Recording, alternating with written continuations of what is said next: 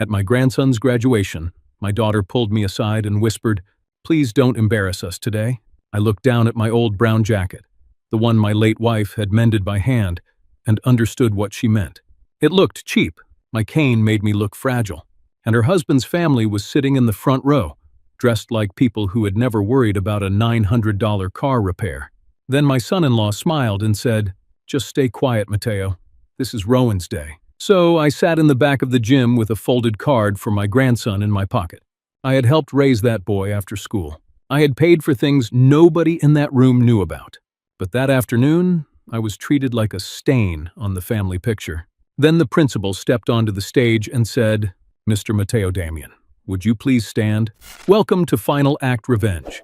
Tell me where you're watching from tonight and what time it is where you are. And please, take care of your health while you listen. Some wounds come from the people who should have been proud to sit beside you." My daughter spent all morning trying to hide me, but the school was about to tell everyone why I belonged there. My name is Mateo Damian. I am 73 years old, born in Michigan, raised by parents who came down from Ontario with 2 winter coats, 3 cooking pots, and the kind of pride poor people carry because nobody can repossess it.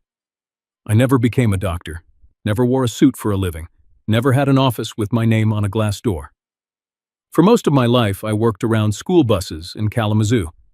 I repaired brakes before sunrise, checked tires in January cold, changed belts with numb fingers, drove substitute routes when another driver got sick. And when a child left a lunchbox, a clarinet, or a spelling folder behind, I usually knew exactly which house to return it to. That was my world. Diesel smoke, snow boots, grease under the nails. Children waving through fogged windows while parents hurried off to jobs that did not wait for anyone. My wife, Vera, understood that world better than anyone. She worked in the Maple Ridge High Library, and she believed quiet children were not empty. They were usually carrying something too heavy to say out loud. Vera had soft hands, but not weak ones. She could fix a torn book spine, calm a crying freshman, and stare down a rude parent without raising her voice. I met her in 1978 when I brought a box of repaired heater parts to the school office, and she asked why I looked like I had been negotiating peace between 2 angry bears. That was Vera. She made ordinary days feel like they had a little music hiding under them. The brown jacket my daughter was ashamed of came from a winter sale in 1998. I bought it because my old coat had a hole near the shoulder, and because Vera said a man who kept children warm on buses should probably own something warmer than stubbornness. It was never fancy. Heavy canvas, dark brown, big pockets, strong zipper. But that jacket worked. It kept snow off my back while I repaired bus 14 in a storm. It covered Rowan when he was 5 and fell asleep in my truck after tutoring.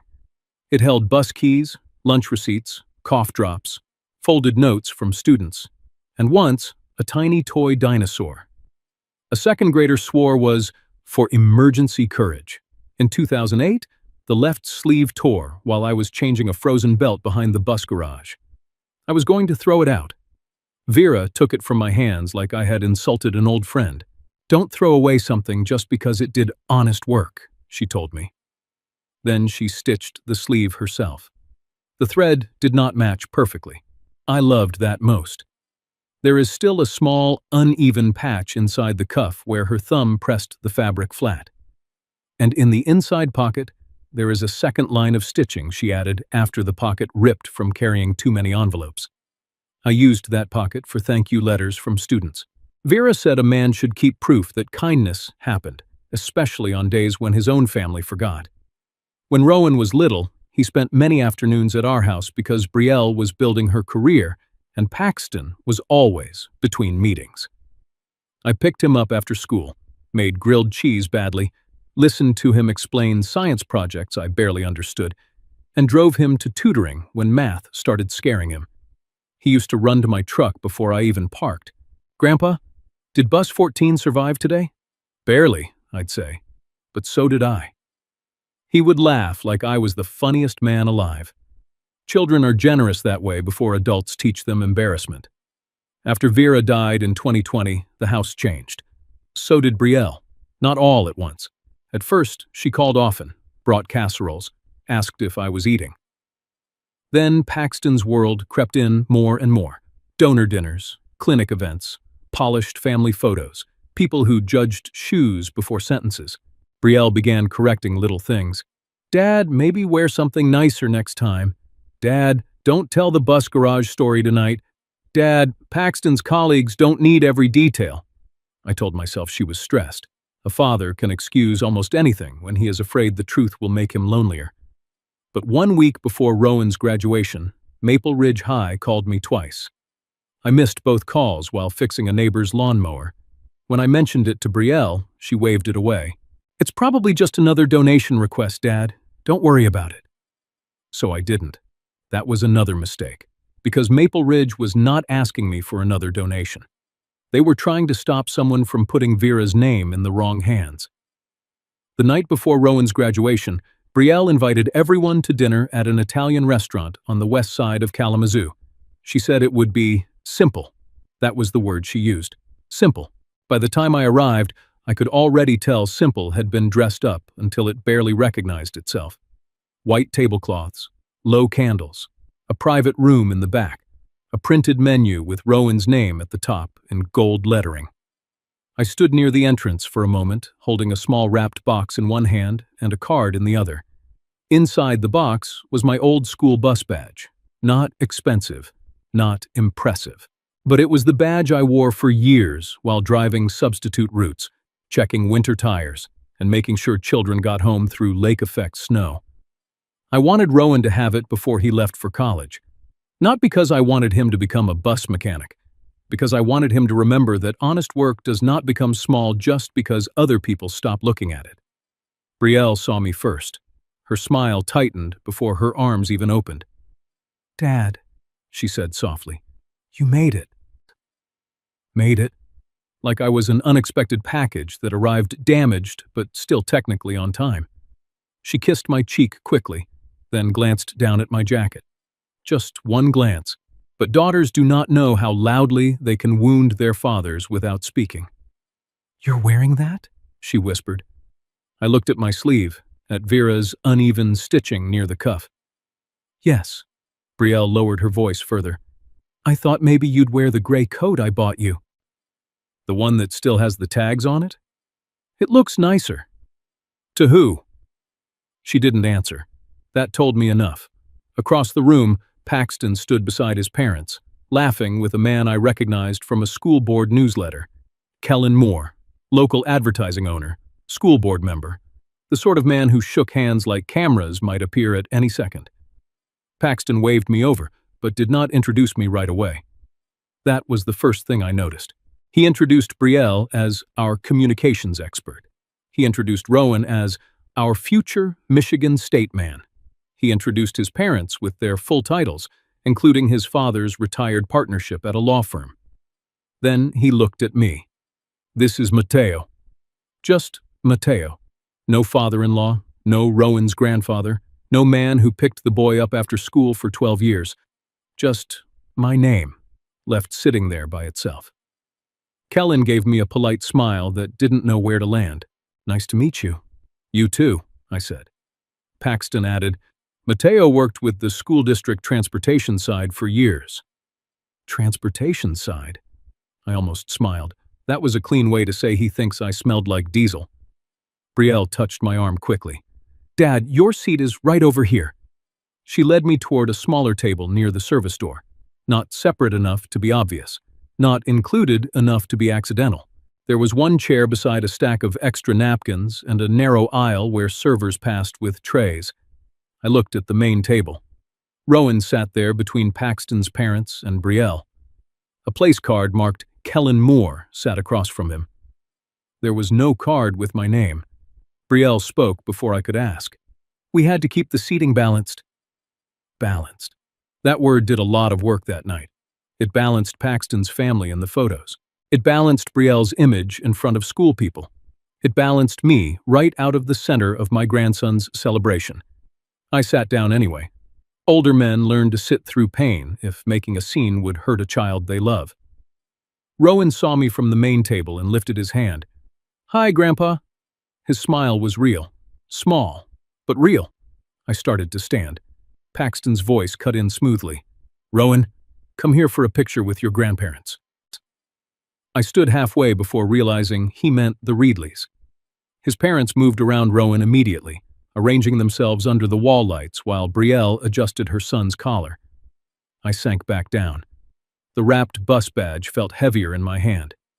During dinner, Paxton talked most. He had that talent certain confident men have, making conversations sound generous while steering every room toward themselves. He spoke about college planning, legacy building, financial structure, public-facing initiatives. Kellen nodded along like a man hearing words he already liked. Then Paxton said something that made my fork stop halfway to my plate. "There's an older scholarship fund tied to the library program," he said. "Great history, but honestly, it could use modern management." Brielle looked at him quickly. Not surprised, worried. That was different. I lowered my eyes to my plate, pretending not to listen. Kellen asked, "Is the donor active?" Paxton gave a little shrug. "Elderly, from what I understand, emotionally attached to the old structure, but families can usually help guide those conversations." Families, guide, conversations. People who want something rarely say take at first. They say guide. They say modernize. They say protect the legacy. Across the room, Brielle suddenly looked toward me. For 1 second, I saw the girl who used to climb into my truck after school with paint on her sleeves and ask if we could stop for fries before going home. Then Paxton touched her back, and the grown woman returned. Careful, composed, ashamed. After dinner, everyone gathered for photos near the restaurant's brick archway. I waited with the wrapped box still in my hand. No one asked me to step in. Not at first. Not after the first photo. Not after the second. Finally, Rowan glanced around and said, "Where's Grandpa?" Brielle answered too quickly. "He's right there, honey." Right there. Like being visible across the room was the same as being included. Paxton's mother laughed softly and said, "Let's get one more before the light changes." The picture was taken without me. Later, sitting alone in my old truck in the parking lot, I saw Brielle's post appear on my phone. "So proud of our classy graduate." In the photo, Rowan stood surrounded by Brielle, Paxton, the Reedleys, and Kellen Moore. My grandson looked handsome, my daughter looked polished, my son-in-law looked successful, and I was nowhere in the frame. The small gift box sat unopened on the passenger seat. The card in my pocket had bent at one corner. For a while, I just watched the restaurant windows glowing warm against the dark. Then I drove home slowly, with Vera's old stitching rubbing against my wrist every time I turned the wheel. Back in my kitchen, I opened the tin box where Vera kept old school papers, scholarship receipts, and student letters. I don't know what I expected to find. Maybe comfort. Maybe proof that I had not imagined Paxton's words. Near the bottom, under a stack of thank you notes, I found a copy of an old document I had not looked at in years. At the top it read, "Vera Damian Quiet Hands Scholarship, Anonymous Donor Terms." I sat down slowly, because suddenly Paxton's dinner conversation did not sound like networking anymore. It sounded like a man circling something he did not yet know belonged to me. I barely slept that night, not because of the restaurant, not because of the picture without me. At my age, humiliation settles differently. It does not explode anymore. It sinks, slow and heavy, like snow sliding off a roof in the dark. What kept me awake was the way Paxton had said those words. Modern management. Not curious, not respectful, calculated. Around 5 in the morning, I gave up on sleep and made coffee in Vera's old blue kettle. The kitchen still carried little traces of her no matter how many winters passed. Cinnamon tea in the cabinet, library sticky notes in drawers, a faded grocery list taped near the microwave from 2019. People think grief leaves all at once. It doesn't. It rearranges the furniture inside you. I sat at the table with the old scholarship document spread open beneath the yellow kitchen light. Vera Damian Quiet Hands Scholarship. Anonymous donor terms. The words looked smaller than I remembered. Back in 2015, Vera and I. never planned to create anything large. The first student we helped was a sophomore named Eli Mercer. No relation to anyone important, just a skinny kid who stopped coming to tutoring because he couldn't afford the late activity bus. Vera came home crying that evening. Not dramatic crying, quiet crying. The kind that hurts more because it sounds embarrassed to exist. He's missing school opportunities because of $23 a week, Mateo. $23. That was all. Meanwhile, the district spent thousands repainting hallways. Nobody noticed. So we started helping quietly. A bus pass here, a used trumpet repair there, exam fees, graduation shoes, library meal cards, nothing flashy. Vera refused to let students know our names. Children deserve dignity, not gratitude debt, she used to say. That morning, I opened the tin box again and found one of the old letters folded inside the jacket pocket Vera had repaired years earlier. Thank you for helping me stay in band. No signature, just shaky handwriting. I rubbed my thumb over the paper for a while. Then my phone rang. Maple Ridge High School. Again. This time I answered. Mr. Damian? A woman asked. Her voice sounded older, steady. This is Hattie Burns from the front office. I remembered her immediately. Hattie had worked at Maple Ridge almost as long as Vera. She knew every student, every teacher, divorce, every parent who lied about missing forms. School secretaries run America more than politicians do. People just don't admit it. Morning, Hattie. You should have called us back sooner. Something in her tone made me sit straighter. Is something wrong? A pause, then papers shuffling. I think someone's asking questions about Vera's scholarship who shouldn't be. My fingers tightened around the coffee mug. Hattie, what kind of questions? The kind rich men ask when they're trying to rename something. Outside my kitchen window, snowmelt dripped from the gutters one drop at a time. I suddenly heard every single one. Hattie lowered her voice. A school board member has been discussing legacy modernization with your son-in-law. There it was again. Modernization. A pretty word wearing expensive shoes. I leaned back slowly. What exactly does Paxton think he's modernizing? I don't know yet, Hattie admitted, but he came by 2 weeks ago asking whether the original donor was still actively involved. And what did you tell him? I told him donor records aren't casual conversation. Good. That sounded like Vera's kind of woman. Hattie hesitated again before speaking. Mr. Damian, are you planning to attend graduation? I almost laughed at the question. Attend? My grandson was graduating. I had watched that boy struggle through algebra, break his wrist sophomore year, survive heartbreak junior year, and stay up half the night writing essays at my kitchen table. Of course I was attending. But suddenly, the ceremony felt different. Not just a graduation anymore. A room where people were quietly moving pieces around while pretending it was only about celebration. I'll be there, I said. Good. More silence. Then Hattie added softly, bring your jacket. I frowned. My jacket? The brown one Vera always liked. For the first time that morning, a cold feeling moved through my chest. Hattie, why would that matter? You'll understand when you see the graduation program. The line clicked dead before I could ask anything else. An hour later, I arrived at Maple Ridge early to pick up Rowan's reserved seating ticket from the office. The school smelled exactly the same. Floor polish, old lockers, printer ink, gym air. Time passes differently inside schools. Every hallway still carries pieces of children who already grew old somewhere else. Near the front entrance stood a folding table stacked with graduation programs. I picked one up absent-mindedly. Then I froze. Halfway down the inside page, beneath the section titled Special Recognitions, were the words, Vera Damian Quiet Hands Scholarship, 9 years of student support. My throat tightened immediately, because Vera's name had never appeared publicly before. Never. And beneath the title was one sentence that made my stomach drop.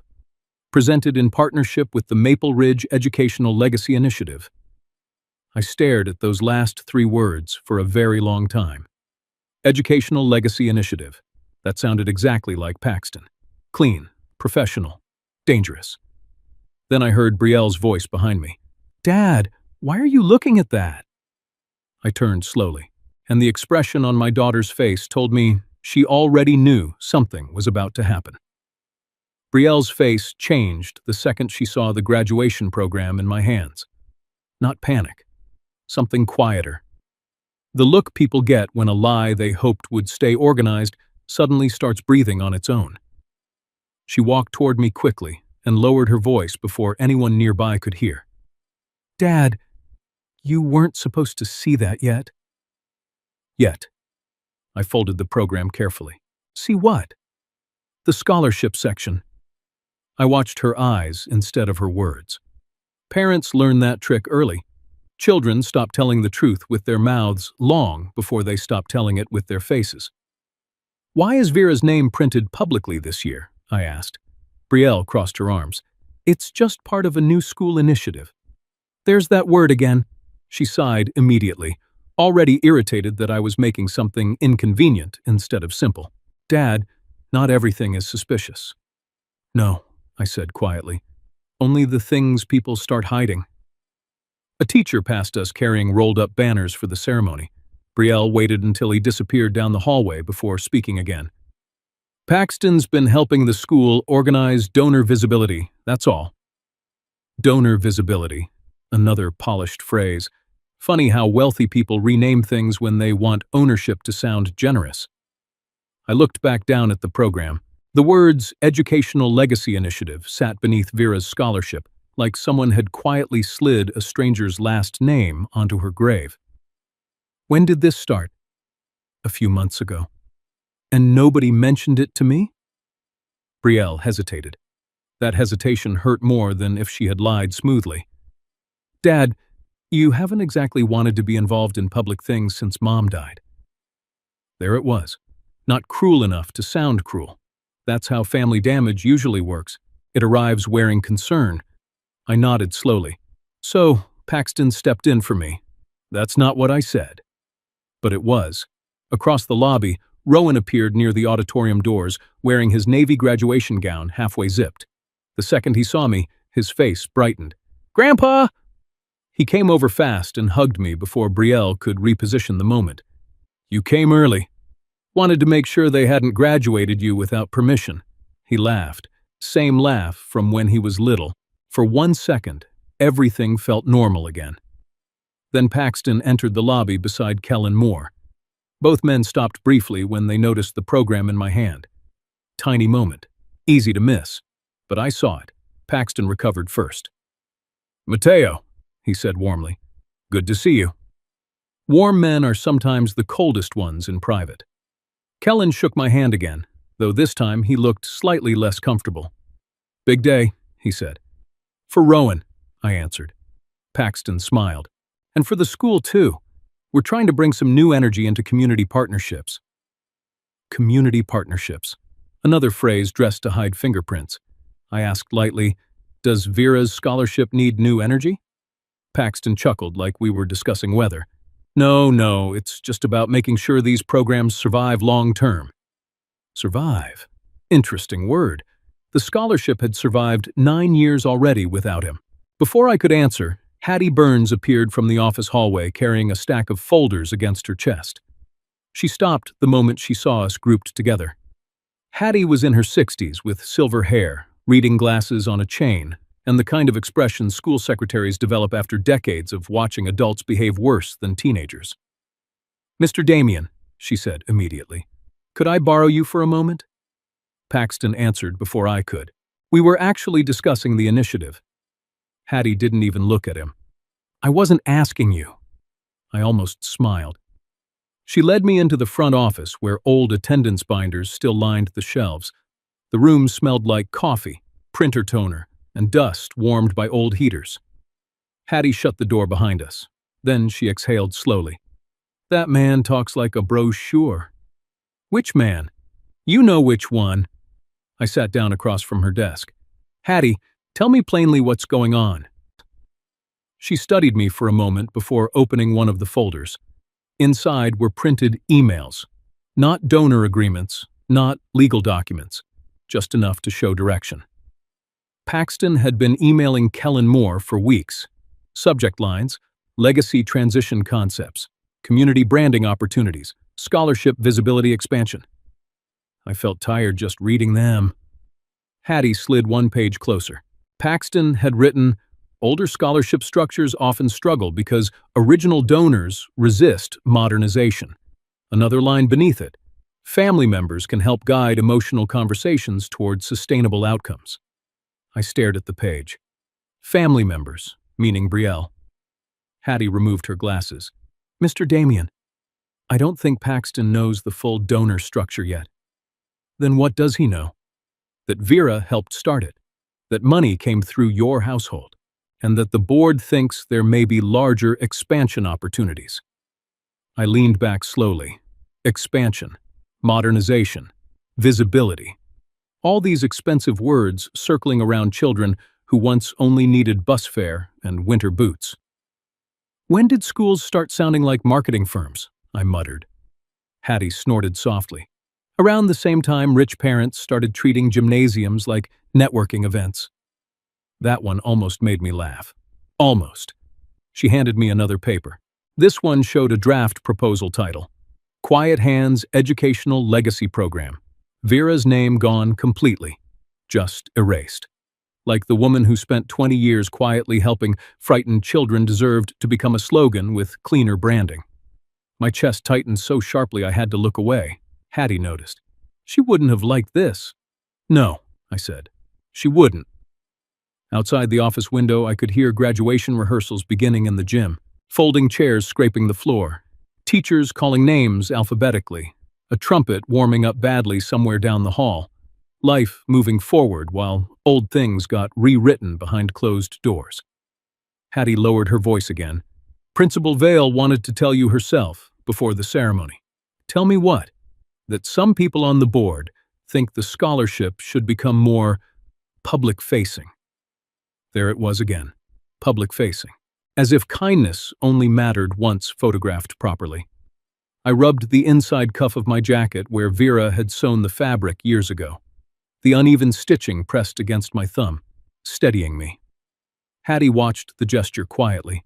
She loved that coat, she said. She said it remembered things. What kind of things? The people nobody else noticed. Hattie's eyes softened for the first time that morning. Then she opened the final folder. Inside was a printed email from Paxton to Kellen Moore, sent 3 nights earlier. One sentence had been highlighted. If the donor is emotionally attached to the original structure, his daughter may be able to influence him privately. I read it twice, then a third time, not because I didn't understand it, because I did. Paxton was not trying to help the scholarship. He was trying to reach it through Brielle. And suddenly, every embarrassed glance my daughter had given my jacket no longer felt accidental. It felt useful. Hattie leaned forward carefully. Mr. Damian, before this day is over, Principal Vale is going to call your name for a reason. I looked toward the gym doors beyond the office window, toward the ceremony, toward my grandson, toward the family already trying to rearrange the truth before the applause even started. Then Hattie said the one sentence I could not stop hearing for the rest of the morning. Some people are ashamed of old coats until they realize what's hidden in the pockets. After I left Hattie Burns's office, I walked the long hallway beside the gym instead of going straight inside. I needed air. Not fresh air exactly, just space away from polished voices and carefully chosen words. The school looked different during graduation season. Teachers moved faster. Parents smiled harder. Students pretended not to be scared. Blue and silver streamers hung above the trophy cases. Folding chairs covered the basketball court in straight lines, so precise they looked military. Someone in the band room kept playing the same trumpet scale over and over again, and missing the top note every time. Real life always leaks through ceremony eventually. I stopped near the old transportation garage behind the school. Most people never paid attention to that part of campus. It sat behind the gym like something the school was slightly embarrassed to admit it needed. But I loved that garage once. Still did, in a painful way. That building held half my life. The old bus 14 sat near the fence with faded district lettering peeling from the side. I hadn't driven it since before my knee got bad, but I could still hear the sound its heater made in winter, a deep, rattling cough before warm airs finally pushed through. I walked over and rested my hand against the hood. Cold metal. Old friend. "You still smell like bad decisions," I muttered. "Talking to buses now?" I turned. Nora Bly stood near the side entrance carrying a cardboard tray with 2 coffees balanced carefully in her hands. Nora had taught English at Maple Ridge for almost 30 years before retiring. She and Vera used to stay late together during exam weeks, grading papers while arguing over mystery novels and cafeteria pie. "Only the honest buses," I answered. "That one nearly killed 3 alternators and a vice principal." She deserved worse.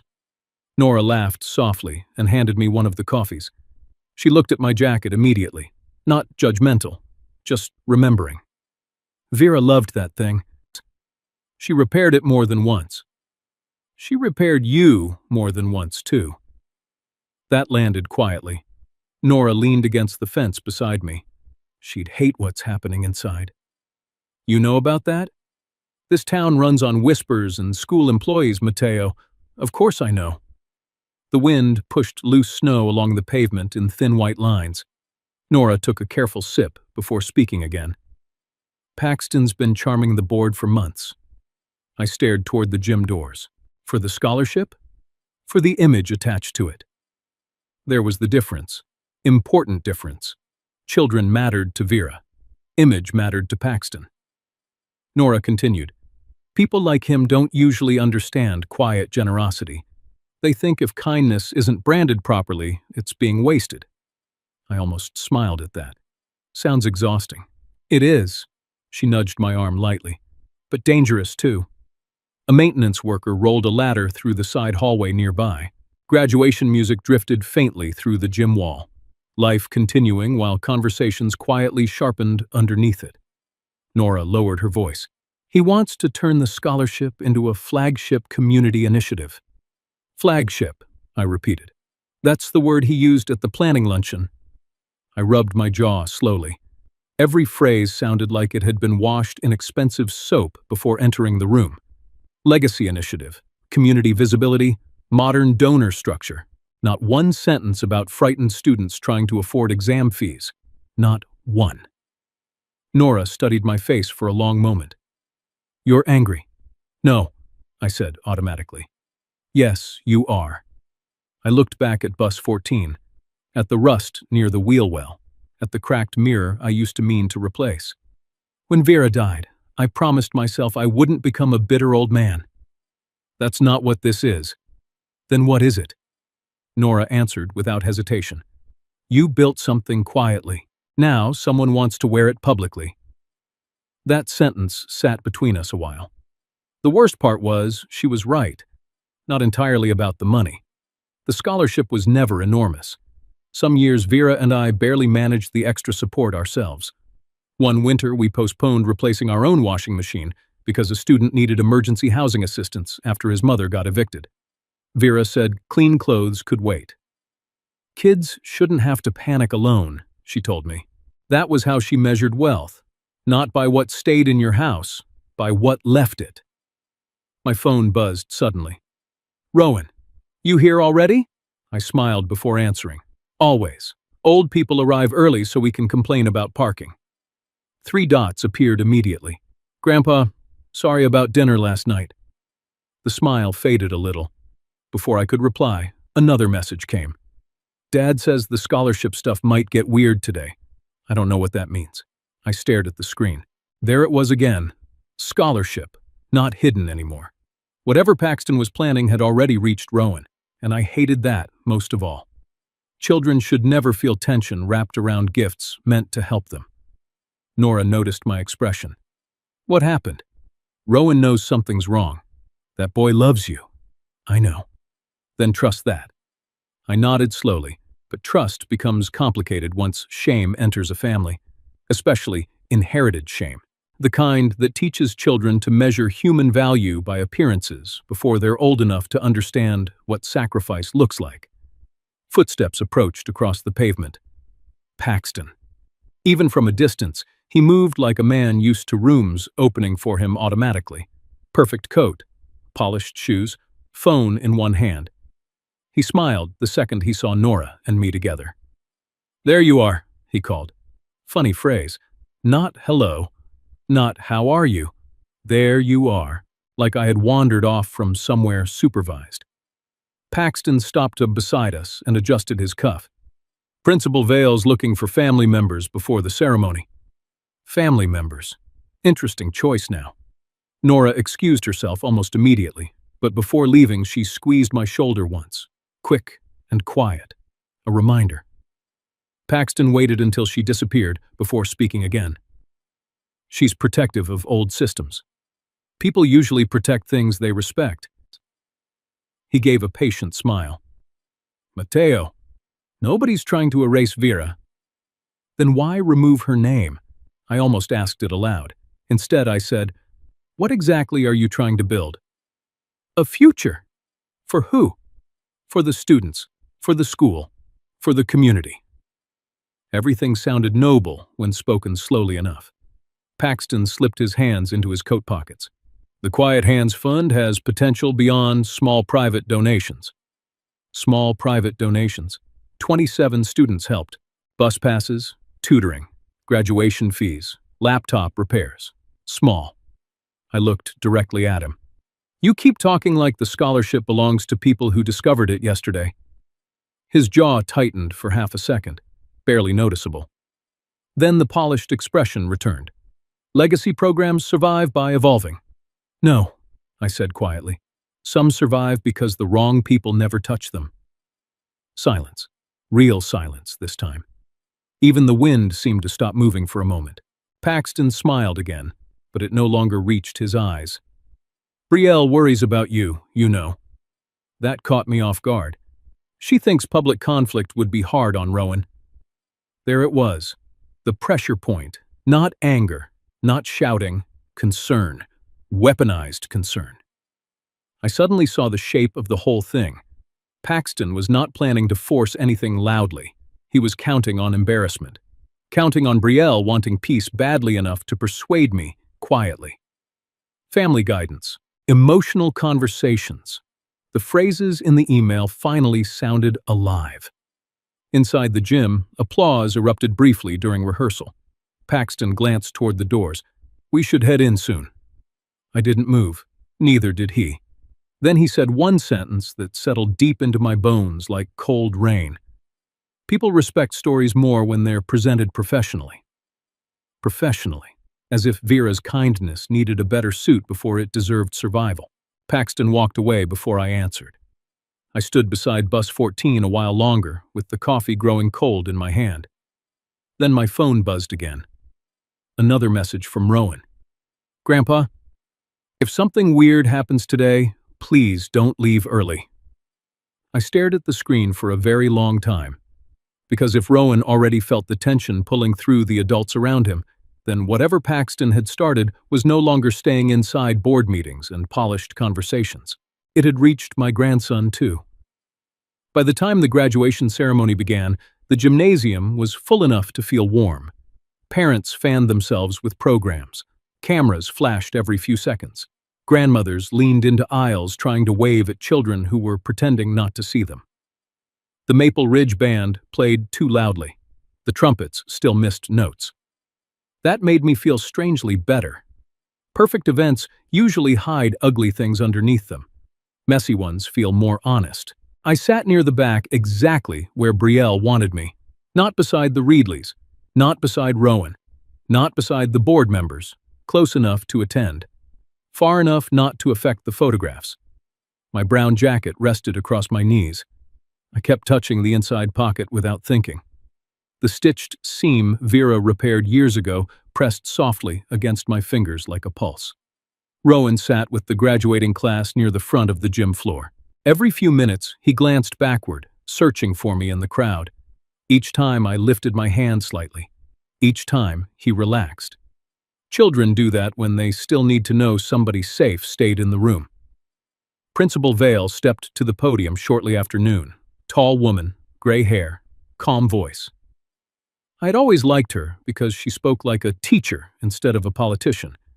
She welcomed families, thanked faculty, mentioned resilience, growth, future opportunities, all the things graduation speeches are supposed to contain. But then her tone changed slightly, subtle, enough that even the restless parents stopped rustling papers. Before we recognize this year's graduates, she said, Maple Ridge High would like to honor a quiet act of service that has changed student lives here for nearly a decade. My chest tightened immediately. Across the gym, Paxton straightened in his chair. Kellen Moore folded his hands together carefully. Brielle stopped smiling. Principal Vale continued. 9 years ago, after one of our students nearly left school because he could not afford transportation support, 2 members of this community chose to help quietly rather than publicly. I heard someone near me whisper, "What scholarship is this?" Another parent answered softly, "No idea." That was the point. Vera never wanted applause. Principal Vale lifted the graduation program in one hand. The Vera Damian Quiet Hands Scholarship has now supported 27 students through tutoring costs, emergency transportation, exam fees, instrument repairs, meal support, and graduation assistance. 27. Hearing the number aloud nearly broke something inside me. Not because it was huge, because it was real. 27 young people who almost slipped through cracks nobody important noticed. In the front row, Paxton's expression remained controlled, but only barely. He had expected visibility, not history, not gratitude already rooted too deeply to rebrand cleanly. Principal Vale smiled gently. For years, the donor requested anonymity, but after speaking with our staff, we believe students should understand what quiet dignity looks like. Then she looked directly toward the back rows, toward me. Mr. Matteo Damian, would you please stand? The gym fell strangely still. I did not move at first. For one embarrassing second, I honestly thought she might mean another Matteo Damian somewhere else in Michigan. Then Hattie Burns appeared near the side wall and nodded once. Small motion, steady, the kind Vera would have trusted. So I stood, slowly, cane first, then knees, then the old brown jacket. The reaction inside the gym happened in pieces. Confusion first, then whispers, then recognition spreading row by row as people turned toward the old man Brielle had hidden near the back beside the folding chairs. I saw Rowan's face immediately. Shock. Real shock. He looked from me to his mother, then back again. Grandpa? I saw him mouth silently. Principal Vale continued speaking while I remained standing. Many of our students never knew who paid their exam fees, or who quietly repaired damaged instruments, or who covered transportation costs when families struggled. She paused. But the man standing right now did not do those things for recognition. He did them because he believed embarrassment should never decide whether a child receives opportunity. The gym erupted into applause. Not polite applause, real applause. Teachers stood first, then parents, then students. Even some graduates rose halfway from their chairs clapping toward the back rows. I could not breathe properly for a moment. Not because of pride. Because Vera should have been there. I kept imagining her standing beside the gym wall with that tired library smile she wore whenever students succeeded quietly. Rowan stood completely now, eyes wet, clapping harder than anyone. Across the aisle, Brielle looked pale, not angry, worse, ashamed. True shame arrives when public truth collides with private behavior. Paxton did not clap immediately. He smiled, but I could see the math happening behind his eyes. Recalculating, adapting. Men like Paxton never panic first. They strategize first. Principal Vale lifted another paper. This year alone, 6 graduating seniors received support through Quiet Hands programs. A young girl near the front stood unexpectedly. I recognized her vaguely from town. Nervous posture, thin shoulders, blue honor cords around her neck. She walked to the microphone, trembling slightly. "My name is Lena Carver," she said softly. "I almost didn't take AP chemistry because I couldn't pay the testing fee." The gym quieted again. I never knew who helped me. I only knew someone at this school thought I still deserved a chance. She turned toward me. Thank you. That nearly destroyed me, because Vera would have loved her immediately. The applause came again, louder, longer, and this time I saw several teachers wiping tears from their faces. Near the front row, Kellen Moore leaned toward Paxton, speaking urgently. Paxton's jaw tightened. Good. For the first time all day, his polished control looked human enough to crack. Principal Vale wasn't finished. There is one more reason we felt today mattered, she said carefully. The scholarship donor agreement contains a permanent directive from its founders. My stomach shifted slightly. Founders, plural, Vera and me. Not an initiative, not a branding opportunity, not a future campaign. Us. Principal Vale continued. The scholarship must remain independent from public marketing partnerships and cannot be renamed, redirected, or absorbed into outside management structures without direct approval from the founding donor. Silence hit the gym like weather. I watched Paxton go perfectly still, not dramatic. That was what made it powerful.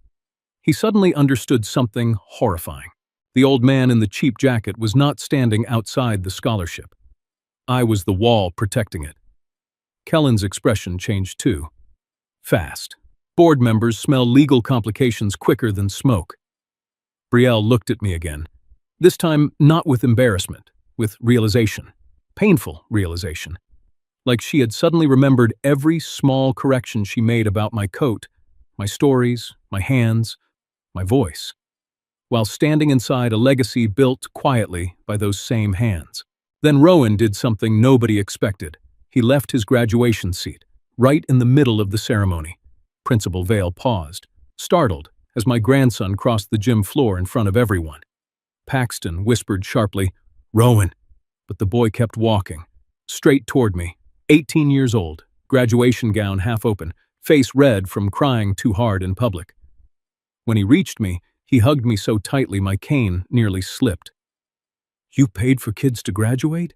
he whispered. "No," I answered softly. "Your grandmother and I just helped when we could." Rowan stepped back, looking devastated.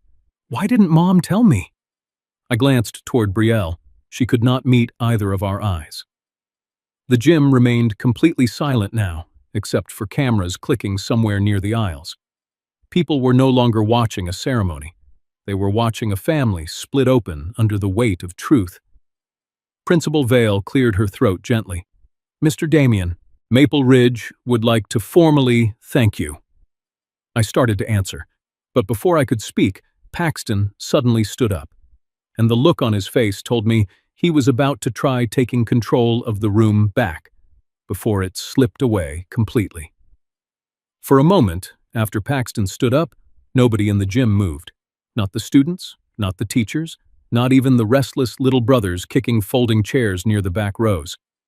The whole room felt suspended between two versions of the same story, the polished one and the true one. Paxton adjusted his jacket calmly before stepping toward the aisle microphone. That calmness bothered me more than anger would have. Men who panic can still tell the truth accidentally. Men like Paxton organize themselves first. He smiled toward Principal Vale.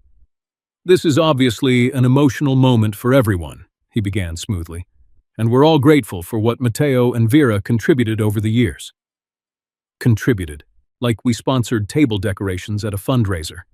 I felt Rowan stiffen beside me. Paxton continued carefully. But the educational initiative was always meant to protect the scholarship's future and expand its reach. Nobody was trying to erase anyone. There it was. Not denial, reframing. The rich rarely fight facts directly. They just rename them until people grow tired. Principal Vale did not answer immediately. Good administrators learn silence can expose people faster than arguments. Paxton turned slightly toward the crowd. "We simply believed these opportunities could help even more students with the right structure." Polite nods moved through some parents near the front. Of course they did. On paper, expansion sounded noble. That was the danger. Bad intentions almost always arrive wearing reasonable clothes. Then Rowan spoke. Not loudly, but loud enough. Then why didn't you tell me Grandpa started it? The gym went still again. Paxton's expression shifted for half a second. Tiny crack. He recovered quickly. Rowan, this isn't the time. No, Rowan answered. I think it is. I looked at my grandson carefully. His hands were shaking. Not from fear, from disappointment. That kind hurts deeper. Brielle stood abruptly from her seat. Honey, sit down. But Rowan turned toward his mother now. You knew too? Brielle opened her mouth, closed it again. The silence answered for her. I suddenly wished Vera were there more than I had since the funeral. Not to defend me, to defend Brielle. Because Vera always understood how shame spreads quietly through people until they stop recognizing themselves. Paxton stepped closer to Rowan. Your grandfather doesn't want conflict during graduation. Interesting. He spoke for me automatically. That told me he still believed control belonged to him. Rowan looked back toward me. Grandpa, did you really pay for kids to graduate? I nodded once.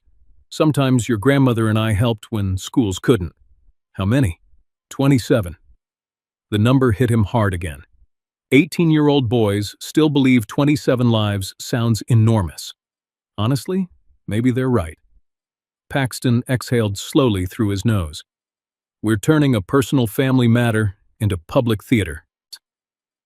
That sentence changed the room, because suddenly people understood something important. He cared more about optics than truth.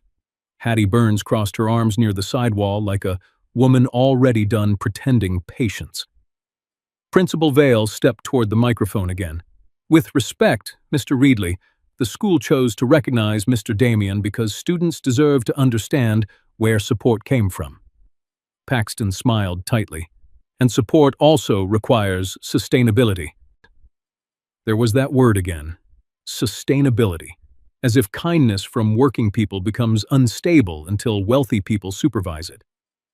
I finally spoke, quietly, but the microphone near the aisle carried my voice farther than I expected. Funny thing about sustainability, I said. The scholarship survived 9 years before anyone tried putting your logo on it. A few parents laughed nervously. Paxton did not. His face hardened immediately. First real emotion all day. Good. I was getting tired of polished language. Brielle looked horrified now, not only because of Paxton, because she realized people were starting to see the entire shape of our family dynamic. The corrections, the distancing, the embarrassment. Public shame cuts differently once witnesses exist.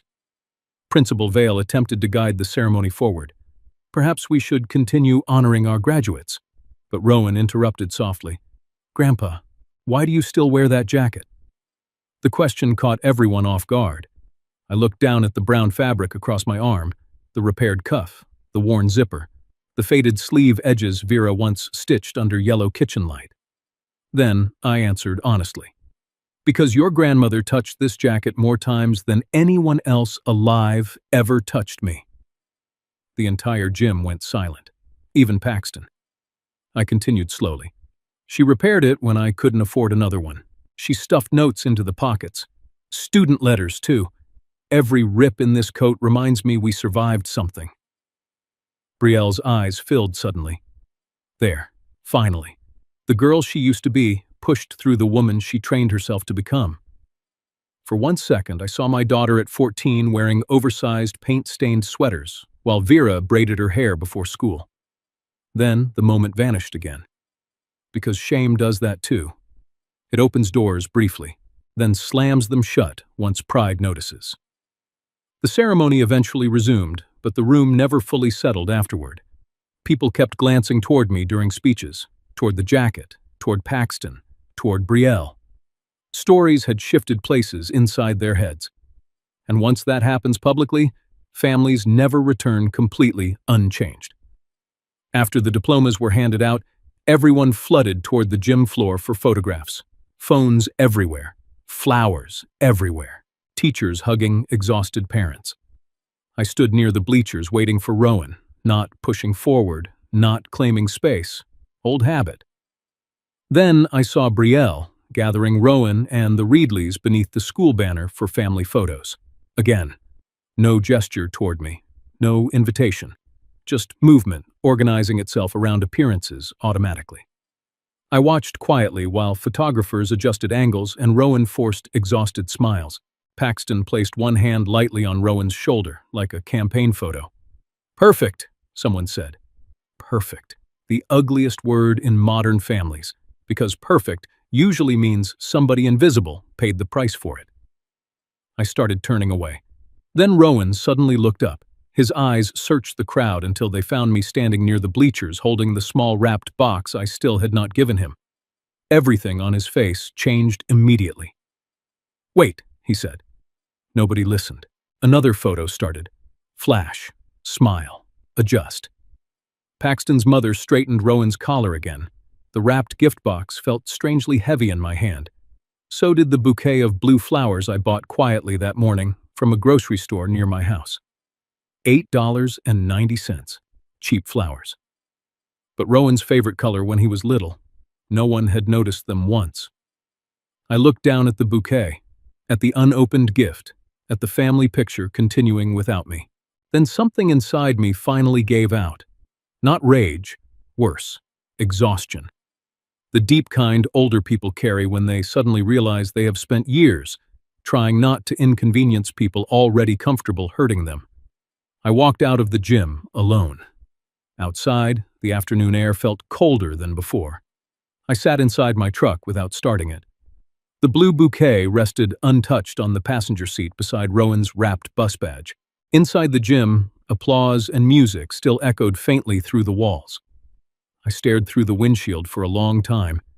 Then I reached into the glove compartment and found the old flash drive Vera recorded messages onto during her cancer treatments. I had not played them in almost 2 years. My hands shook slightly, pressing the button. Static crackled first. Then Vera's voice filled the truck softly. "Mateo, if you're listening to this, it probably means you're trying to disappear again." I closed my eyes immediately. Outside the windshield, families were still taking graduation pictures. Inside the truck, my dead wife was about to tell me something I desperately needed to hear. Vera's voice always sounded calmer on recordings than it did in real life. In life, she interrupted herself. Laughed at the wrong moments. Lost her place halfway through stories because she noticed birds outside windows.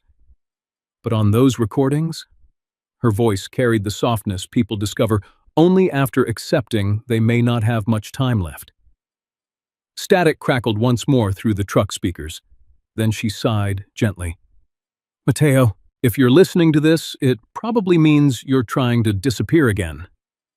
I lowered my head immediately, because she knew me too well. Outside the windshield, graduation families moved through the parking lot carrying flowers and balloons while cameras flashed beneath the June sun. Inside the truck, it felt like winter. Vera continued, "You always do that when people make you feel inconvenient." My throat tightened. "I know you think leaving quietly protects everyone else from discomfort, but sometimes leaving only protects the people hurting you." I closed my eyes.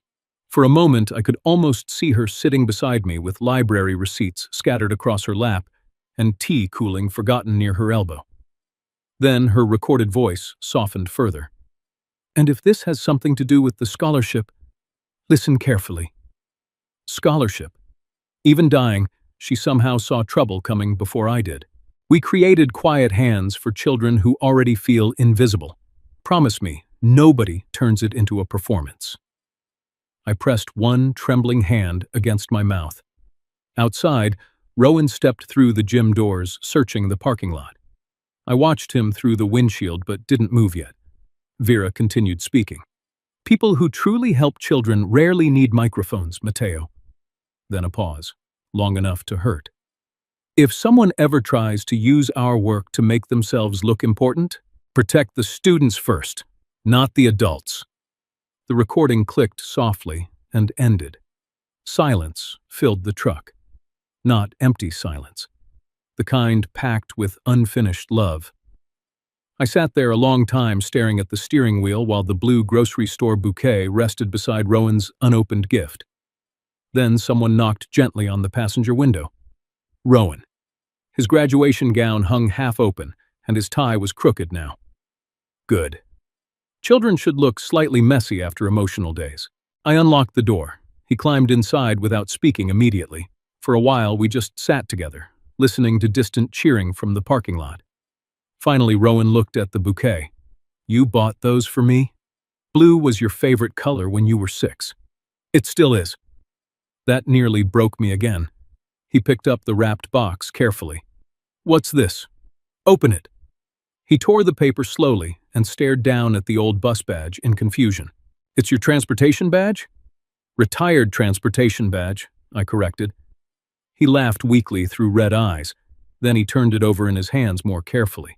The metal was scratched near the edges from years clipped against jackets and winter coats. You kept this all these years? I wore it almost every day from 1989 until retirement. Why give it to me? I looked out toward the school. Because the world's going to introduce you to impressive people, Rowan. He stayed quiet. Some of them will have expensive shoes, perfect smiles, important titles. I glanced at the badge in his hands. But if you're lucky, once in a while you'll meet somebody who quietly keeps children safe during snowstorms without needing applause afterward. Rowan swallowed hard. I didn't know any of this. I know. His voice dropped lower. Mom didn't either? That question hurt differently, because the answer was complicated. Brielle knew pieces, just not enough to understand what she was standing inside anymore. Before I could answer, another car pulled into the parking lot beside my truck. Black Lexus, Paxton, of course. He stepped out slowly, speaking to someone on the phone before ending the call and approaching the truck window. Rowan stiffened immediately. Stay here, I said softly, but Rowan shook his head. No. Interesting moment. Boys become men quietly. Usually during the first day, they stop avoiding uncomfortable truth. Paxton opened the truck door carefully. Not aggressive, controlled. Always controlled. Can we talk privately? Rowan answered before I could. About Grandpa's scholarship? Paxton's jaw tightened slightly. It's more complicated than that. No, Rowan said. I think it's less complicated than you want it to sound. Good kid. Paxton exhaled slowly. Then he looked at me. Mateo, Kellen's concern today created confusion regarding future oversight. Oversight. There it was again. The language of ownership dressed like responsibility. I finally asked the question directly. How much were you planning to control?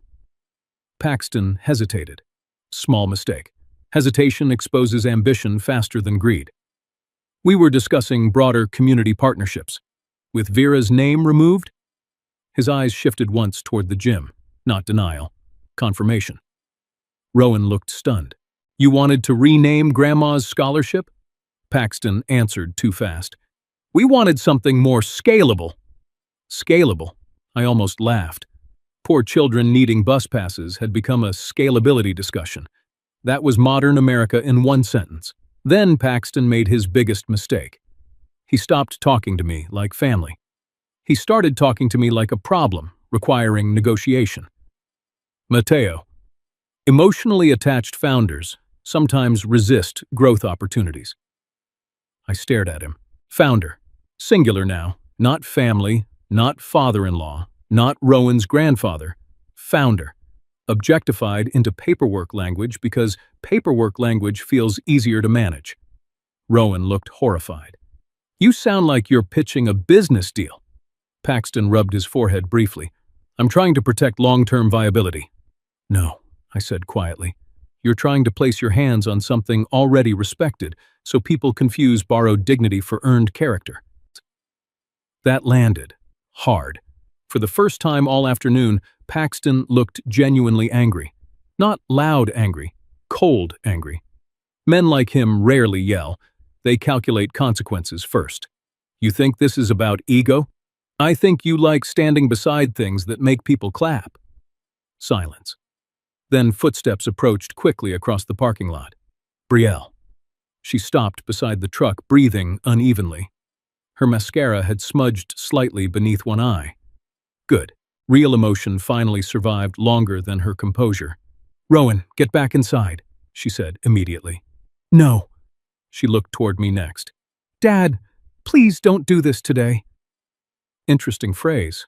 Not "please don't misunderstand," not "please forgive us." "Please don't do this," as if truth itself had become the disruption.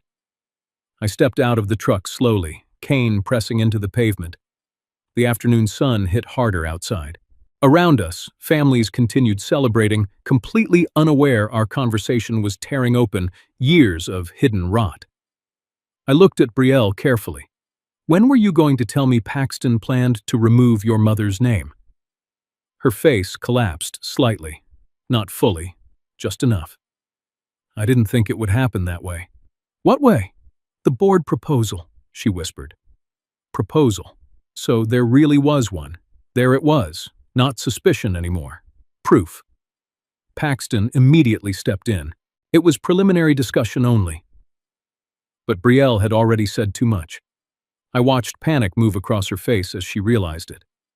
Then Rowan asked the question nobody could avoid anymore. "You knew?" Brielle looked at her son, then at me, then at the jacket she used to ask me not to wear in public. And suddenly my daughter started crying. Not graceful crying. Exhausted crying. The kind that comes when pretending finally costs more energy than honesty. "I just wanted people to respect us," she whispered. There it was. The whole tragedy. Not greed first. Shame first. Paxton stepped toward her immediately. "Brielle." But she pulled away. "You kept saying Dad's image made things harder," she said shakily. "You kept saying donors trust polished leadership more." Rowan stared at his father in disbelief. "And you believed him?" he asked his mother. Brielle covered her mouth with one hand. That answer was yes. I suddenly felt older than I had all year, because I realized my daughter had not stopped loving me. She had simply learned to value appearances more than the man who sacrificed for her. And that kind of damage spreads slowly until families barely recognize themselves anymore. Then my phone rang. Unknown number. I almost ignored it. Almost. But something told me not to. I answered quietly. "Hello?" A woman's professional voice responded immediately. "Mr. Damian? This is Audra Pike from the Educational Trust Office." My stomach tightened. "I apologize for calling during the ceremony, but after today's events, I believe you should know a formal inquiry was submitted yesterday requesting review access to the Quiet Hands donor structure." I looked directly at Paxton. He went completely still. Audra continued. "The request listed Mr. Paxton Reedley as a prospective advisory transition partner." The parking lot suddenly felt very quiet, because now it was no longer whispers, no longer assumptions. Paxton had already started trying to position himself legally around Vera's scholarship, and judging by the look on his face, he had not expected the trust office to contact me directly before the board meeting next week. Nobody spoke after Audra Pike's phone call ended. The parking lot suddenly felt too bright, too open, like every secret had been dragged into daylight all at once. Paxton looked directly at me, not embarrassed anymore. Cornered. There's a difference. Embarrassed people still think about feelings. Cornered people think about survival. Brielle wiped her face quickly and whispered, "Paxton, tell me this isn't true." He answered immediately, "It's not what it sounds like." That sentence should be printed on family gravestones in America, because it almost always sounds exactly like what it is. Rowan stared at his father like he was seeing him from very far away for the first time. "You filed paperwork behind Grandpa's back?" Paxton exhaled sharply. "I was trying to secure the scholarship's future before Mateo became unable to manage it." Unable. That word landed harder than the others. Old people hear the future hidden inside certain words. Unable, declining, transitioning, managing capacity. The language people use right before they start taking things. I leaned against the truck door carefully. "My hands still work fine, Paxton. That's not what I meant." "It's exactly what you meant." He opened his mouth again, but Brielle cut him off suddenly. "You told me it was just advisory planning." Paxton looked at her now with visible frustration. Because that's how these things begin. There. Truth finally slipped out without makeup on it. Not kindness, not preservation. Control. Rowan stepped backward slowly. You were going to take Grandma's scholarship. No, Paxton snapped. I was trying to professionalize it. Professionalize. The word echoed through me strangely. I looked down at my jacket sleeve, at Vera's uneven stitching, at the fabric worn thin near the cuff from years of lifting engine covers and carrying grocery bags, and helping children climb icy bus steps. Professional people would have thrown this coat away years ago. Vera repaired it instead. That difference suddenly felt bigger than clothing. Audra Pike's words still rang in my ears. Prospective advisory transition partner. Meaning Paxton had already imagined himself standing publicly beside Vera's legacy, while I faded quietly into the background. The old man with the cane, the emotional donor, the obstacle needing management. I looked at Brielle again. My daughter could barely meet my eyes now. Did you know he filed the inquiry? She shook her head immediately. No, I swear I didn't. I believed her. That was the tragic part. Paxton had manipulated her too, just more elegantly. He fed her the one fear already living inside her, that ordinary people become embarrassing once richer people start watching. A group of graduates ran laughing through the parking lot nearby, throwing caps into the air. Life continuing, always continuing. Even while families cracked apart beside pickup trucks and faded buses, Paxton straightened his coat again, trying to regain control of the moment. Look, he said tightly, the scholarship needs stronger structure if it's going to survive long term. I finally lost patience. Not loudly, calmly, which frightened him more. You keep talking about survival like Vera's memory is a business franchise. Silence. I stepped closer. For 9 years, children got help because nobody turned their struggles into a publicity campaign. Paxton's face hardened. And for 9 years, almost nobody knew the scholarship existed. Exactly. That answer hit him harder than anger would have, because men like Paxton cannot understand invisible generosity. If no cameras see kindness, they think it disappeared. Rowan looked between us both helplessly. Then quietly, he asked the question that mattered most. Grandpa, were you ever going to tell me? I looked at him carefully. No. Why? Because helping people is not supposed to become a debt they owe you forever. His eyes filled again, immediately. God. He looked so much like Vera when he cried. Not dramatic, honest. Brielle suddenly sat down hard on the curb beside the parking lot island, covering her face with both hands. I did this, she whispered. No, I said quietly. She looked up, shocked. Yes, I did. I kept asking you to dress differently, act differently, talk differently. Her voice broke.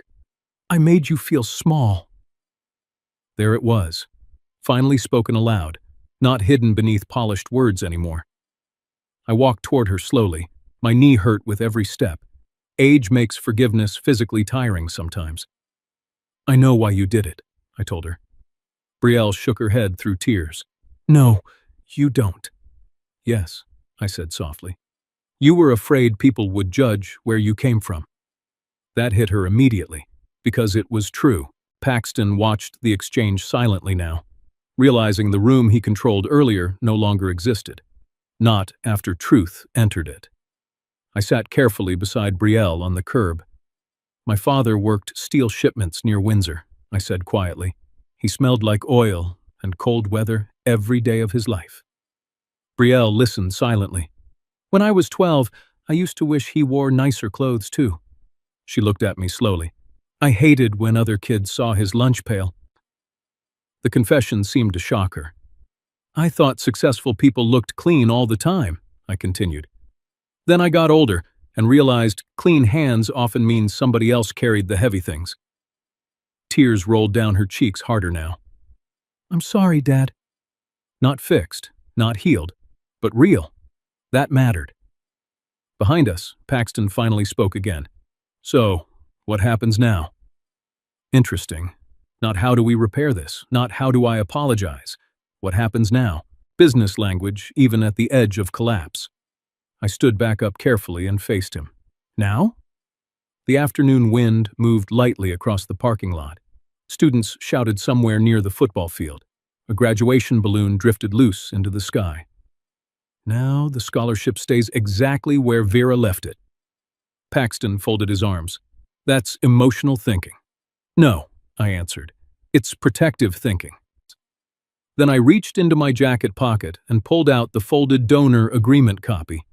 The old papers still carried crease marks from years inside Vera's tin box. I handed it to him. Read the final paragraph. He scanned it quickly. His expression changed instantly. Good. He finally understood the trap he walked himself into. The document stated clearly, no advisory board member, community partner, or family relation may assume oversight authority without unanimous approval from the original donor and trust administrator. And beneath that clause sat Audra Pike's signature renewal from 6 months earlier, meaning Vera and I had protected the scholarship legally long before cancer took her. Paxton looked up slowly. You updated this recently? Yes. Why? I smiled sadly. Because Vera saw people like you coming before I did. That one finally pierced him. Not publicly. Personally. The worst wound for proud men is discovering they were predictable. Kellen Moore suddenly emerged from the school entrance, hurrying toward us, clearly having heard enough rumors already. Paxton, he called sharply. We need to talk. The school board smile was completely gone now.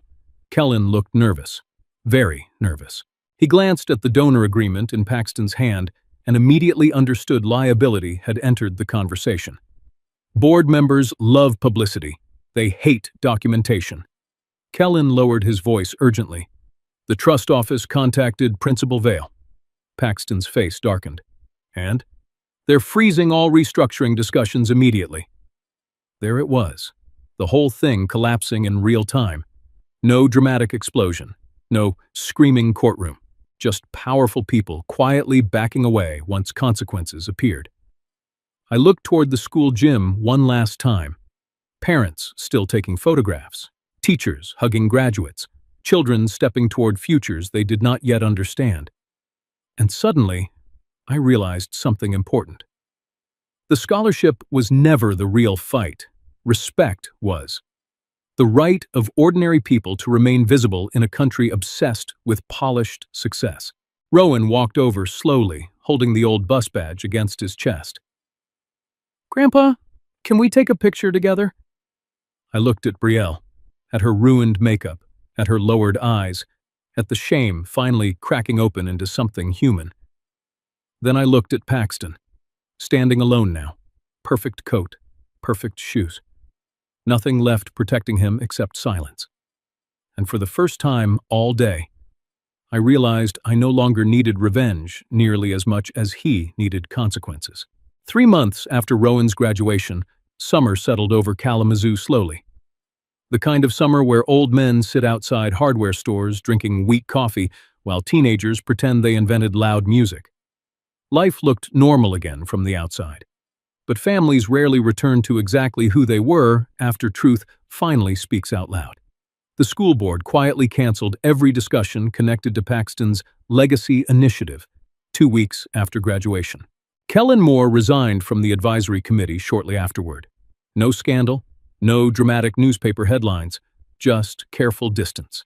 That's how respectable people usually run when accountability appears. The Vera Damian Quiet Hands Scholarship remained exactly where Vera left it. Quiet, independent, protective. Audra Pike helped me establish an additional fund later that summer called the Vera Damian Trade Path Grant, focused on transportation certifications, skilled trades, and the technical education students who got overlooked while everyone else chased prestigious college headlines. Vera would have loved that. Children who work with their hands deserve dignity too, especially now. As for Paxton, he never really apologized, not honestly.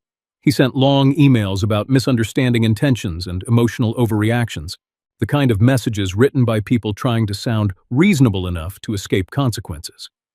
But consequences came anyway, not revenge movie consequences, real ones. Brielle separated their finances before autumn. The school district stopped involving him in scholarship planning, and for the first time in years, people around town began speaking about him more carefully than admiringly. Image-based men suffer deeply once admiration becomes uncertainty. Brielle changed slowly. That mattered more to me. Fast apologies are usually performances. Real change moves awkwardly. At first she called too much, then not enough, then honestly. One Saturday in October she came to my house wearing jeans, no makeup, carrying grocery bags, and looking more like the daughter Vera raised than the polished stranger from the graduation photographs. "I found Mom's old library mug," she said quietly. We drank coffee together in silence a while. Then she finally asked the question she had avoided for months. "Were you ashamed of Grandpa when you were younger?" I nodded once. "Yes." That surprised her. "I thought successful people needed to look impressive," I admitted. "Took me years to understand character usually arrives wearing work clothes." Brielle cried quietly after that. Not dramatic, healing tears, different kind. She eventually apologized publicly during a small scholarship dinner that winter. No excuses, no careful wording, just truth. "I spent too many years worrying whether my father looked successful," she told the room. "I should have been asking whether I looked grateful." That one stayed with people, including me. Rowan visits every Sunday now when classes allow it. He still keeps the old bus badge in his backpack. Says it reminds him that useful people matter more than impressive ones. Smart kid. The brown jacket still hangs beside my front door. Same uneven stitching, same worn cuffs, same inside pocket Vera repaired years ago.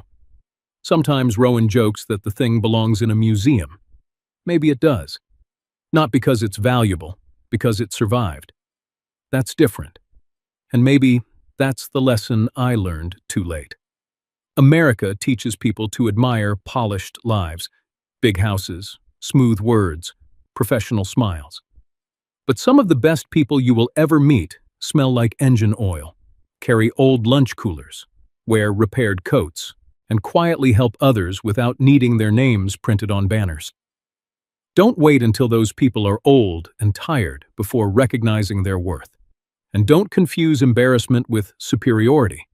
That mistake destroys families faster than money ever will. The truth is, Paxton looked successful the day of graduation. I looked old. One of us was trying to protect children. The other was trying to protect appearances. Eventually, everyone in that gym learned the difference. Sometimes I still listen to Vera's recordings at night. Usually when snow hits the windows. Usually when the house feels too quiet. In the last recording she ever made, she laughed softly and said, "Mateo, promise me you won't become invisible just because the world gets distracted by louder people." I think about that sentence often now because getting older in America can feel exactly like that. People stop seeing you, stop listening, stop asking what you carried for them. But invisible people built most of the good things this country still stands on. Bus drivers, custodians, factory workers, school secretaries, mechanics, library women with tired eyes and gentle hands. People like Vera, people like my father, maybe people like you too. Thank you for spending this time with me today, and for listening to a story that still hurts sometimes to remember. Please tell me in the comments where you're watching from, and what time it is where you are right now.